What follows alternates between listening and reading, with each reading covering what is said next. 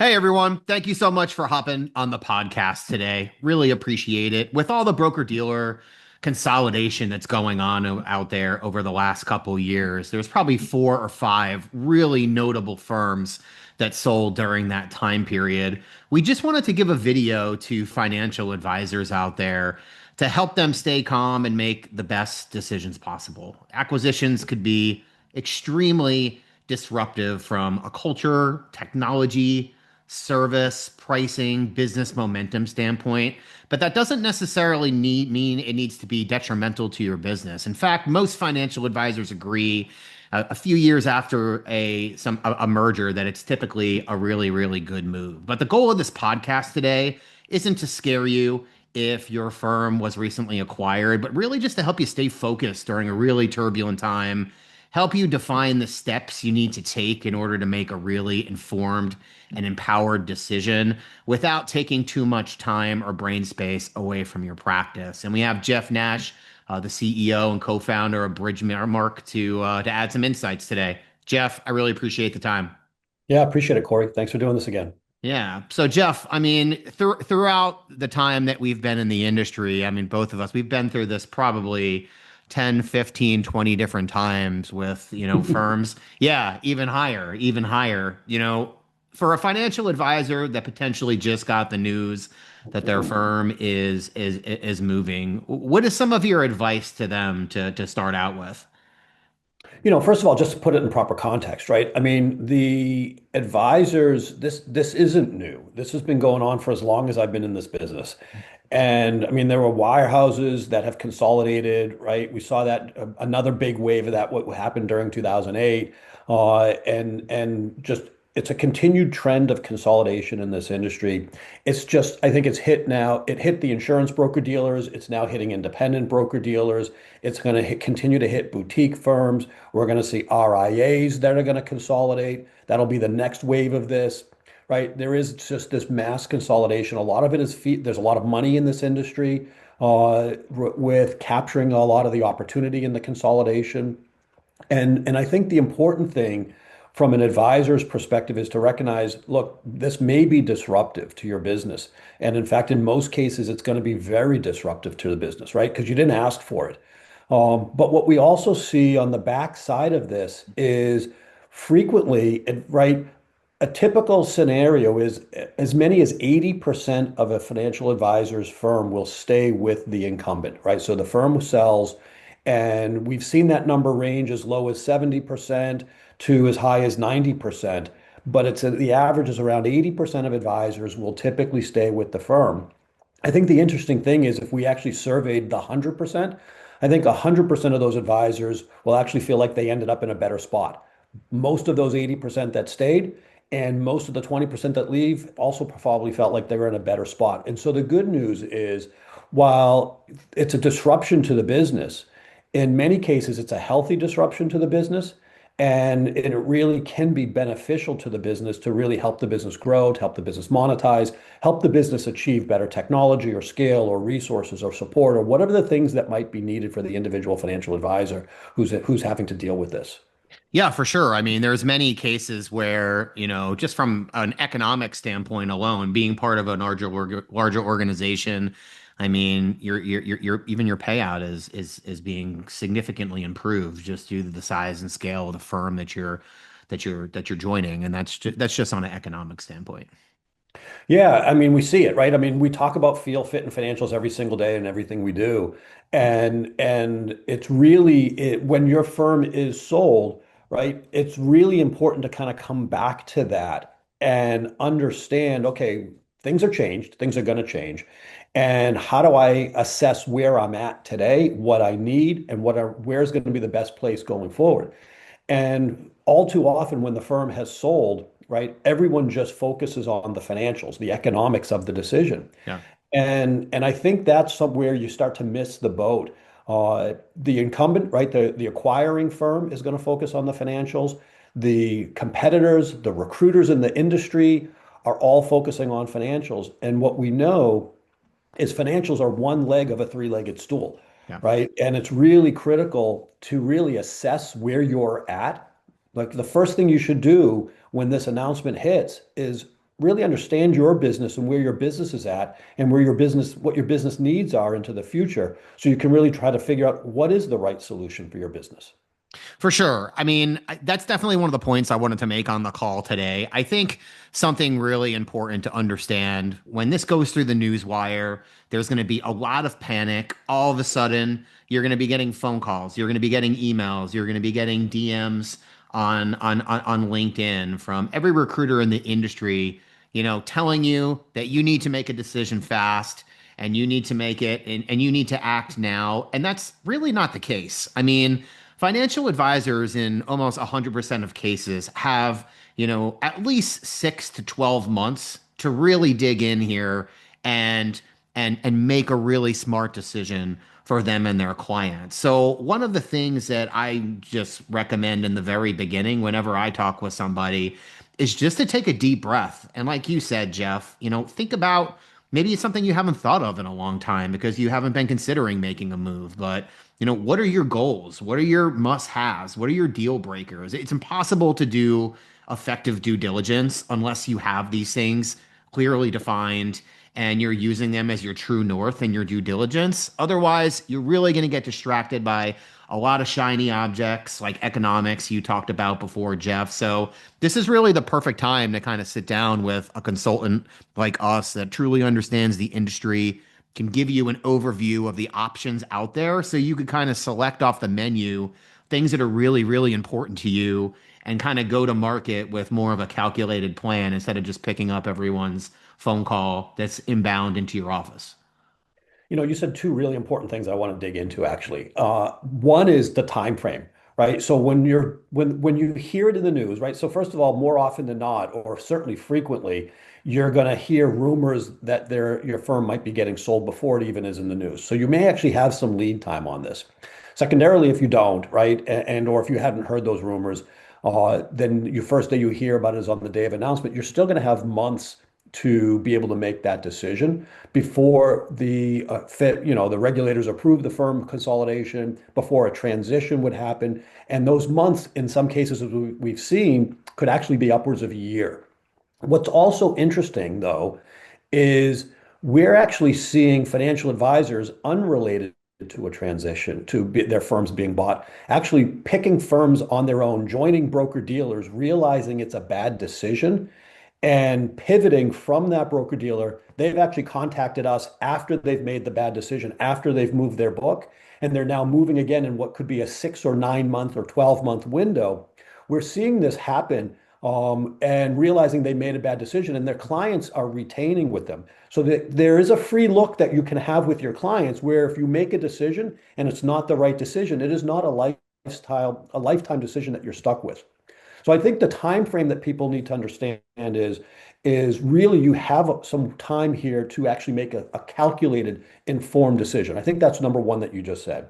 The other thing that you said that I think is really important is setting your goals and understanding your needs, your wants, your must-haves, your can't-haves, the deal breakers as we describe them. And what's interesting is if you don't do that, then the recruiters on the other side of the equation, right? Whether it's an independent industry recruiter who's selling, fear, whether it's the broker dealer who's acquired your broker dealer or the RIA who's acquired your RIA, right? Those folks are actually telling you what's important to you, right? Based on what their strengths are. And so if they're messaging to you what their strengths are of what's important and you haven't set your own kind of clear understanding of what's important, then you're just going to be listening to them. And that's how you kind of perpetuate that bad decision making, right? The perpetuated bad decision making is not having a clear set of what your goals are and listening to what other people are saying is what their strengths are and say, yeah, that sounds good, etc. And then making a decision based on that. So I think the real lesson here is number one, you have time in any of these decisions when your firm has been sold. And number two is you really want to get a clear understanding of what your needs and wants are so that you're not having other people telling you what their strengths are that you may or may not actually need for your priorities list. Yeah, 100%. There's a lot of ways to get distracted and, having those things written down, documented is just really going to help you stay on the right path and not get distracted. I mean, Jeff, another point that, I want to make is that throughout this process with all of these different firms that have been acquired over our career. I think it's important for a financial advisor to understand while the right move might be right for 80% of the financial advisors that are getting acquired, the transition is never as easy as promised by the buying broker dealer. Like I always tell financial advisors, imagine onboarding 300 new clients to your practice all on the same day. I mean, there's going to be mistakes. Things are going to get a little bit sloppy. It's not going to be perfect no matter how well planned it is. So, no matter how smooth the transition is promised, there's going to be mistakes. And even if it's a perfect transition, there's going to be hiccups, learning curves of leveraging new tools, technology, resources inside of the new firm, understanding how the service and compliance team works. So when I follow up with these firms that have been acquired, 4 or 5 months later, sometimes just to see how things actually went. I mean, most financial advisors don't feel like they're truly back in their seats for at least 3 or 4 months at 100% capacity, which is pretty close to a full transition anyway. So I just think that's important for advisors to understand as they're going through this process. A lot of things will be promised, but just like joining another job, I mean, I've had other jobs in my career, and I've never liked any of them for the first 4 months because there's just so much growing pains and new systems and things you need to take care of. So even if it's a perfect transition, still a ton of work. Yeah, it really is. It's as simple as, just the language can be different, right? Different firms have different acronyms that they use. I've been involved in this industry for a lot of years. I've done transitions, I've done broker-dealer acquisitions, I've done a lot of it. And to just help advisors who are listening to this kind of understand how mistakes get made, it's just human error. It's nothing that's malicious. It just can happen. And there's a lot more human involvement than you may think. And I've literally seen scenarios where you have an Excel spreadsheet, and that Excel spreadsheet may have 1,000 names on it for the 1,000 different financial advisors that were being acquired. And one name gets duplicated or one rep ID gets duplicated. And so then literally the entire list of what would be the 1,000 names could be off by one digit, Yeah. right? And little things like that happen all the time. And so there is the risks of work, right? At the end of the day, when a firm is acquired, there's going to be some work. And the idea of, hey, I'm too busy to deal with this right now is an absolute strategy. But don't do it by accident. Do it with intent.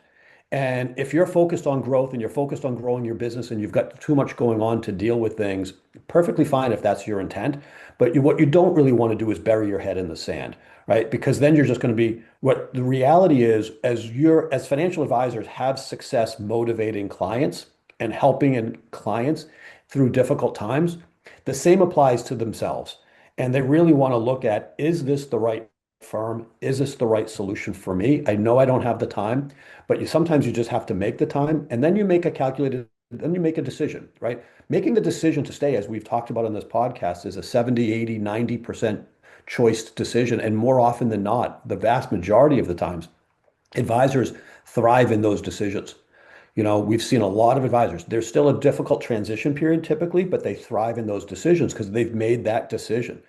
And when you're having a firm that's been acquired, right? And to just not make a decision is really not in the individual's best interest, Yeah. right? And that's what happens.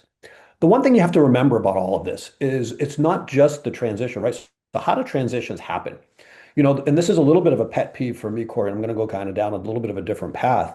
The one thing I kind of hate in this industry is I hate how folks use the word loyalty when loyalty is really just a one-way street. Loyalty to me is always and only can and should be mutual, right? Married couple is loyal to each other, right? It's not a one-way loyalty scenario.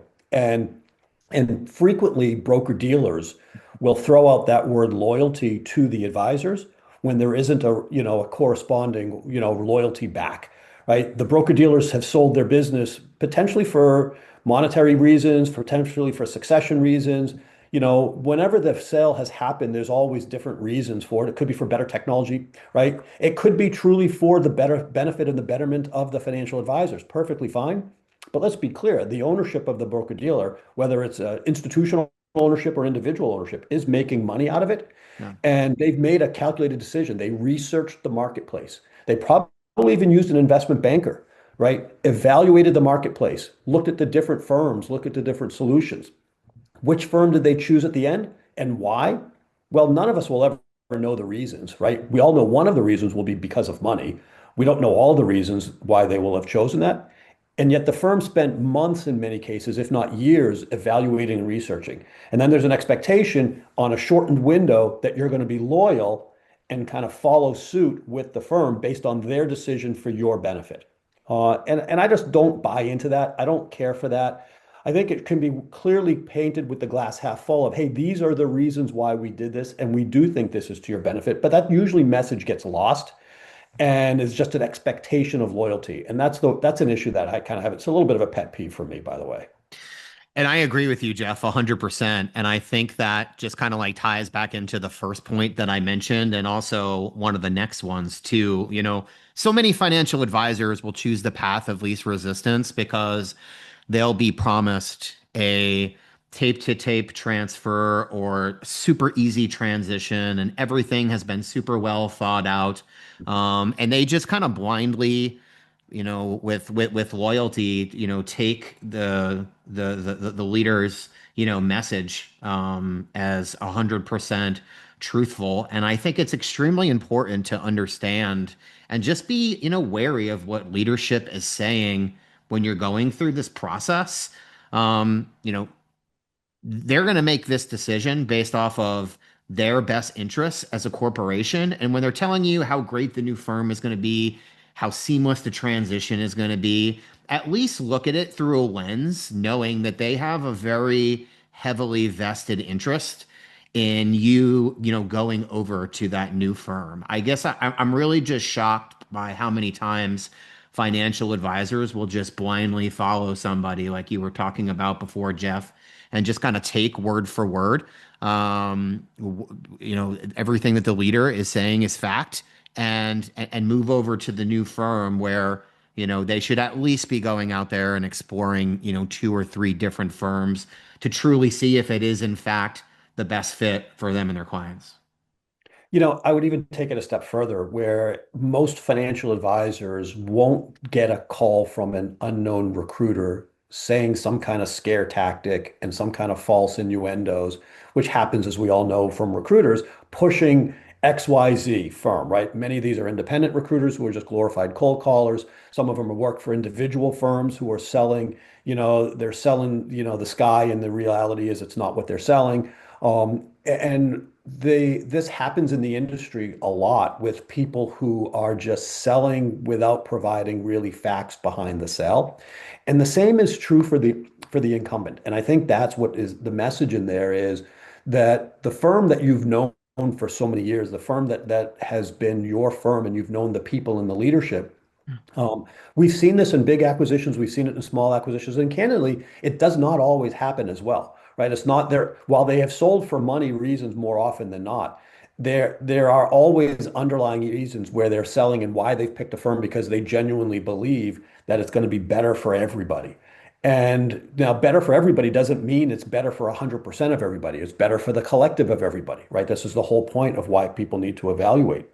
And while you most likely aren't going to take a call from a random cold caller who's telling you one thing or another may or may not be true, the reality is the same type of research and vetting should be done for the incumbent as well. The firm that you've known is really going to be trying to spin things and convincing advisors of why it's in their best interest. And it's not always the case. And that's the message here. The message here is really that about education. The message here is really don't, do the research yourself. At Bridgemark, that's what we really focus on is really educating our clients. We talk about feel, which is culture. We talk about fit, which is the business and the support, right? And the technology and the tools and the resources. We talk about financials and we talk about it in a three-legged stool. And our message here is just do the research, right? Really owe it to yourself to make sure you're making the right decision. And then that right decision whatever that decision is, it's going to be a wonderful decision because you can be confident and comfortable in that decision. For sure. And I mean, my last point, Jeff, would just be, be careful who you work with.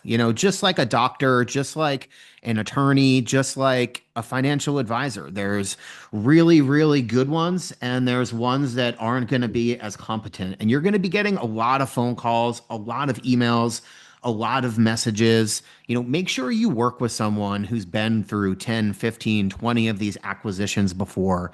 Inside of Bridgemark, we just have an extremely unique value proposition and have hundreds of years of management and recruiting experience inside of these independent broker dealers, even prior to us being independent broker dealers. So we've seen these acquisitions firsthand.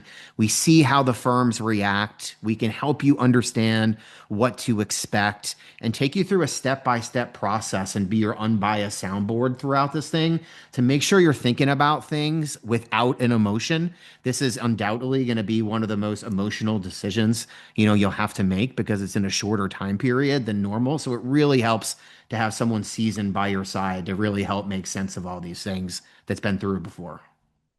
Yeah, I totally agree. I mean, there are what we see out there is there's a lot of advisors who think they are better off doing things on their own because they don't want to quote unquote pay a recruiter.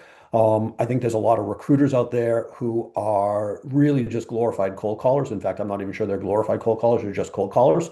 And but there is firms out there like ours at Bridgemark that really genuinely help advisors. I'm not going to ever say we're the only one out there. There are firms out there. I actually think it's the minority, but there are firms out there that are really credible, qualified firms to help financial advisors. And that's some of the research that as an advisor, not just on the firms, if you're going to leverage someone, and I would encourage you to leverage a consultant because you're going to learn things that you didn't even know you could learn. You're going to get opportunities. You're going to have access to information that you didn't even know was available by leveraging a consultant. But leverage that consultant and do the research on the consultant, and that decision will be returned in spades. And the right consultants will also help you truly evaluate the incumbent. I know we've done that on countless occasions where we've had countless advisors come to us and we've literally told them, based on what you need, you're better off just staying where you are, staying the path. And that's an important decision, to really have somebody who's really looking out for the advisor's best interest. Yeah, just to add a little bit more, Jeff, in the short amount of time, you're going to be speaking with so many people from so many different firms, technology demos, marketing demos, economic presentations, spreadsheets, all of these different things. Really just helping have somebody help take the sales spin out of all of these different things and put, actual information that's accurate on a piece of paper. Really the only thing we're trying to do is empower you with the information to make a smart decision. Whether that's stay or go, you're never going to get pressure from us. But if we give you that information we need, you're going to have what you need to be able to make a confidence decision either way. Maybe there's one last statistic I'll put on top of that, Corey, which because I think it's such a great point. And at Bridgemark, we're really fortunate. And from the research I've done inside of our industry, I think we're kind of in a unique scenario like this, that literally 95% of our business finds us. It's really referral-based advisors that are finding us. And so what you just said about really being that guiding, kind of guiding light, guiding guide for financial advisors, it comes back to us with referrals from other advisors. And that's really what we focus on. Well, Jeff, I appreciate your time. As always, we've been through a ton of these together with the Bridgemark team as a whole, and this has been a long time coming. Literally within the last week of us deciding to make this, another firm has sold. So this is something that's going to continue to happen, and hopefully, this is super helpful for any advisor that's ever put in that uncomfortable situation. I thank you for listening, and I hope you have a great day. Thanks, Corey.